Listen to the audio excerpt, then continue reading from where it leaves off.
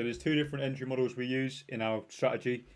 The first one is where we have a change of character on the 15 minute, and there's no sweep in this leg here before the change of character. So we enter at 50% of the extreme candle.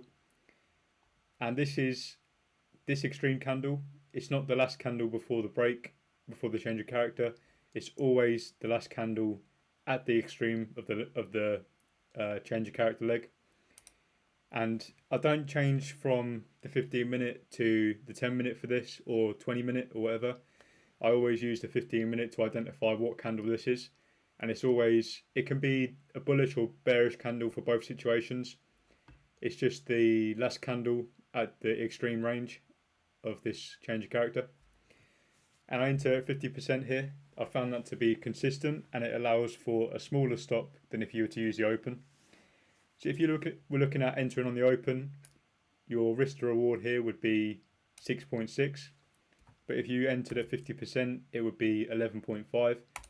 So as you can see, that's a big difference, and it makes sense to enter at 50% as price often comes there.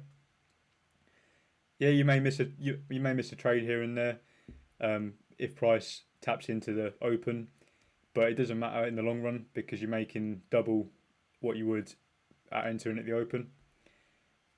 So this is the bearish example. So you can see we have this high taken here, tap into supply, then straight away we break this low, which caused this high to go, and that's our change of character.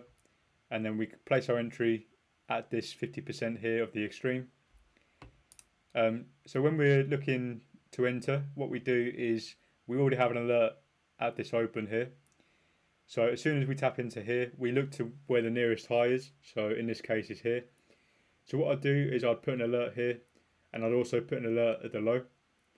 So once my alert goes off, say for example at the low, I then look to see where that's broke and where the nearest high is that broke that low.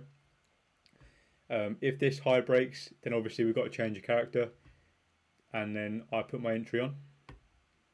And same for here, I'd put my alert at this low, waiting for it to break, and I'd put my alert at the nearest high to see if we get a pullback, and then another change of character up here somewhere.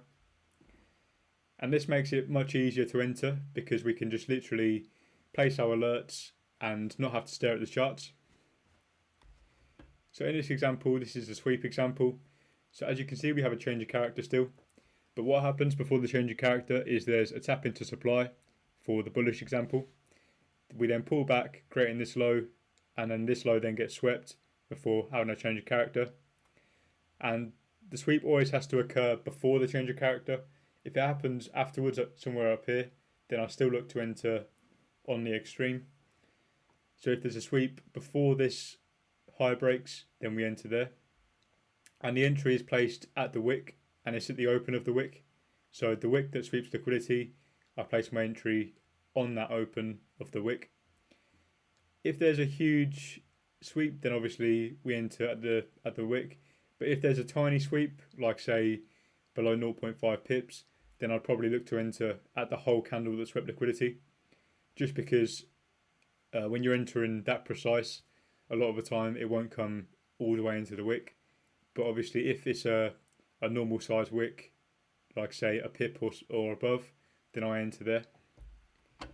So for the bearish example, we take this high, then before taking the low, we tap into demand, we then create this high, sweep the high, and then get our change of character. So our entry is here on the sweep. And both times in all of our models, we cover the high by 1 pip and cover the low by 1 pip. And this allows for a little bit of wiggle room. So say for example, a lot of the time price will play around and wick above your high or low. So like this. So I'll come above and wick above, say by 0.2 pips. And if you've placed your entry with 0.3 pips above to allow for spread, then you're going to get taken out. So price likes to do that quite a lot, and I've found that it's helped me massively by placing it above and below by 1 pip.